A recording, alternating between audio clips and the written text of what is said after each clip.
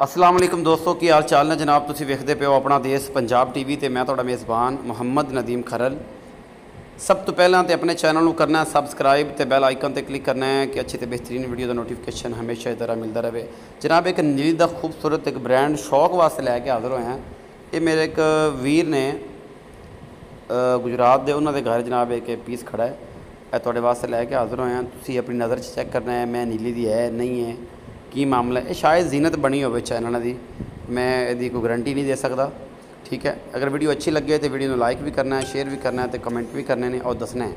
अज किसी मसरूफी की वजह तो वीडियो अपलोड नहीं कर सकते, मैं चलो अज नहीं कर सके तो चलो सजना वास्ते एक ऐसा तोहफा यूट्यूब चैनल पर लाइए कि दोस्त उन्हें वेखी रखन, बार बार खुश होंदे रहन और वीडियो शेयर करते रहन, क्योंकि ये मुहब्बत तुहाडे नाल ने और तुसीं साडे नाल हो जुड़े। अगर अपना देश पंजाब देखना तो इंशाअल्लाह तुहानूं नीली दे ब्रांड और खूबसूरत तरीन जानवर हमेशा जीनत बननगे। अपना देश पंजाब टीवी की गुजरात का एक खूबसूरत पीस है, ये नीली का एक ब्रांड है और जनाब खड़ा भी गुजरात है, साइयां के घर में खड़ा है और इंशाअल्लाह ये बहुत ही अनमोल चीज़ है, बड़ा खूबसूरत पीस है।